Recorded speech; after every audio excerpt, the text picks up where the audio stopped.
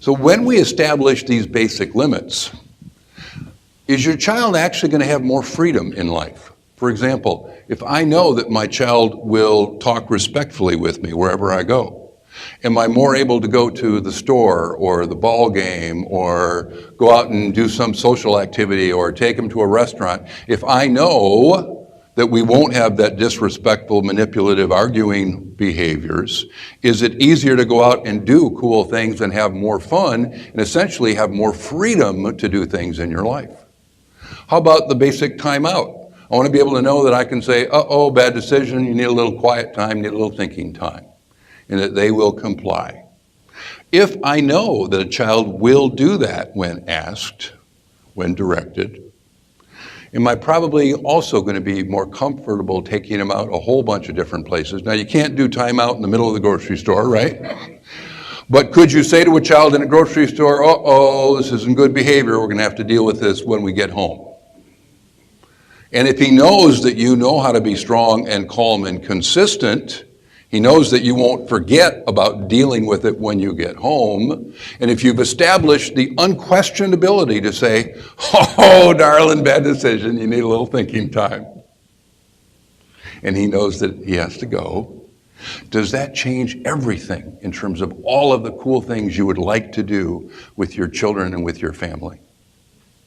How sad it is when parents tell me they can't go places with their children. I was thinking of one of those stories this morning. I hadn't thought about this one for quite a while. It was when I was back working as an administrator in Northville, a long time ago. And I got one of those calls early in the morning. How many of you work in situations where you occasionally have to deal with problems? People ever call you and try to share their problems with you? Well, this lady had been real mad about something and she had called to the superintendent's office. Well, pretty much all of those calls got diverted to me, so it came to my desk. I picked up the phone and this woman started ranting and yelling at me over the phone for the next 10 minutes. She was yelling, those teachers over at Winchester Elementary, and they don't like kids, and my kid's in second grade, and she just yelled at me straight for about 10 minutes. I had to hold the phone away from my ear. I wasn't quite sure what she was yelling about. She was so upset, it seemed a little disjointed. I wasn't quite sure what she was upset about. But I gradually determined that she had a second grade boy and that she wasn't happy about something that was going on in the classroom, but it wasn't quite clear to me what. So after she slowed down a little bit, after about 10 minutes, I asked, what is it exactly that you're most worried about? Well, he doesn't have good social skills. What do you mean by that? Well, they're not working on his social skills at school. Was there anything else that you're worried about? Yes, he just can't do transitions. His transition skills are terrible. He just doesn't want to change from one thing to another. And she went off yelling again. I said, this is really important. I'm going to look into this for you, and I'll call you back by the end of the day. It was only about 9:15 in the morning when she called me. I'll call you back, I said, by the end of the day. And then I hung up. And I took a few deep breaths. And I walked around a little bit. You know how that feels when you're exposed to a little situation like that? Does anybody like that feeling? When somebody is just kind of irrational and angry and it's a little hard to really figure out what it is that they're trying to communicate to you. So I took a little walk around, got my breath, got ready, called out to the teacher. I happened to know that this second grade teacher was an exceptionally fine teacher, a really, really strong, good woman, good second grade teacher. So I called her up and I said, I just got one of those really angry phone calls from Mrs. So-and-so. Can you tell me what's going on with her son? The teacher said, Bob, this was about this time of year. So we'd already been in school for about 5-6 weeks. She said, Bob, he's doing just fine in my class. What do you mean he's doing just fine in your class? This lady just ranted and raved at me for 20 minutes on the telephone, for crying out loud. Tell me what's happening here. Well, Bob, he was real challenging for about 2 weeks. He came in and he pretty much wanted to do whatever he wanted to do. But he caught on to the routines after a little while. And what about his social skills, I said? She said that there's a problem with his social skills. Well, he has a couple of kids that he plays with, and they play all right. He doesn't have a lot of friends, but he does have a couple. But Bob, I want you to know, I've heard some stories about In the neighborhood, this kid isn't allowed to go and play with any of the other neighbor kids because he's not a good playmate, he breaks things, and he always wants his way. What about transitions? I don't know what her worry is about transitions, except I've heard that things are out of control at home, and this kid is running the show. Now I have a little more perspective. He's calmed, he's doing okay in school, he's learned the routines, he has a couple of friends.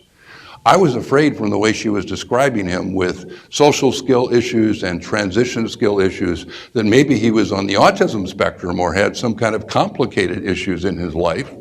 But the teacher made me understand that that was just not the case. He'd been real strong-willed when he came in at the beginning of the year. It took him a couple of weeks to figure out that we have some routines around the classroom, around the school, and now he's doing reasonably well. Do I call the mom immediately back? I've gathered some information. Do I call her back right now? I decided to wait until the end of the day. Why? To make her wait. Why? Just to be mean?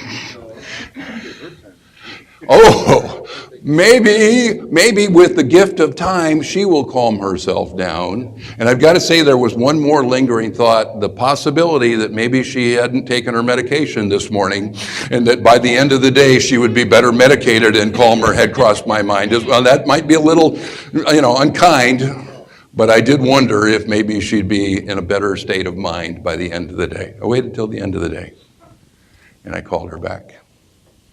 And she was a little calmer.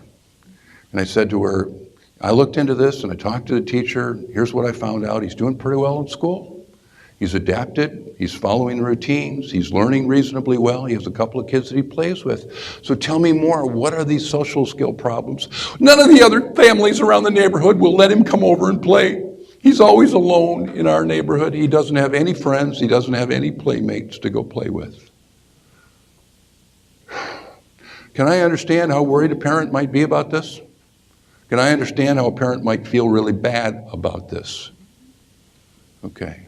The way she yelled at me on the phone to try to somehow make it my problem instead of her problem isn't appropriate. But can I understand that she's coming from a place of great concern? And then I said, well, what about those transition issues? What's going on there? I just can't get him to change from one thing to another. When it's time for him to turn off the television, he just says, I'm not gonna, you can't make me. And then I come in and I turn it off and he just turns it back on. He just does whatever he wants. I never get him out the door. I can't get him to church on time. I can't get him to go anywhere on time. He's always making us late. Now I understand what she means by transition issues, right? She just can't get this kid to go to bed, come to dinner, get ready to go to school, get ready to go to church. This kid is large and in charge in her home. I said, this is really important. I'd like to talk with you a little bit about this further. Can you come into my office and meet with me? And so the next morning we arranged this meeting. I did that for a couple of reasons. I wanted to have a chance to talk with her, hopefully in a calm state, after she'd had a chance to get a little more calm and a little more together. But I was also checking her out. I wanted to see, is this lady out of control? Does she have some significant problems that are being communicated to me as if it's a child problem or a school problem? But are there some more complicated issues with her? She came in the next day. She was well dressed. She was articulate, clearly nicely educated, clearly fairly affluent. She came into my office. She's a beautiful, smart, educated, privileged woman. And this kid is completely in charge of her home. She is not running the show at all. We've talked a little bit about the social skills and the fact that other kids and other families won't let him play. We talked a little bit about the changes that needed. And then we talked about the patterns in their home. Guess what? Does this kid have any basic family routines that are well established? Does he have a good bedtime? Does he have a good meal time? Does he have a homework time? Does he do any chores for the family? Are any of those positive family routines established? The answer is no. Does this kid argue and get his way 99% of the time? Can this kid wear down his mom and or dad to get what he wants, even if he has to be really nasty in the process? Are some kids willing to be nasty, either to get what they want or to get attention? And this kid is one of those. And is there any chance in the world they're going to get this kid to go quietly and consistently to a thinking rug, a thinking chair, some kind of a timeout or thinking time or recovery time routine? Is there any way in the world that's working for this kid? It hasn't yet. And when you see these patterns over and over and over, as I have so many times over the years, and now as the research clearly shows, where do we start? We started with a good conversation. We started with hooking her up with a really good parenting class, and I had them going on out there all the time. And I had a dozen people trained on top of myself to be able to offer these kinds of programs and services in the community.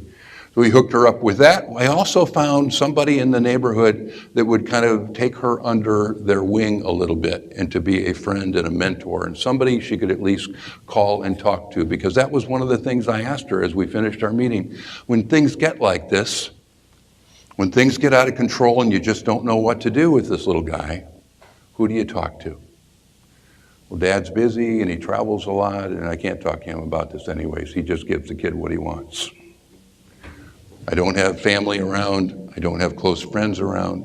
How many folks are there out there in the world today that are in a situation like that with the kid that's kind of running the show and a little out of control, which means he's in control of too many of the wrong things, right? He's large and in charge, but mom doesn't really have a support network or a good mentor or a good friend who can help and advise her in the appropriate way. If just these three things, family routines, respectful speech, and a good thinking time routine are in place, your kids now have infinitely more freedom than the kids who don't have that. Because you can comfortably go places with them. Start to act up a little bit. They know that when you want to, you can neutralize their arguing, or you can set a limit, like you might have to go sit somewhere.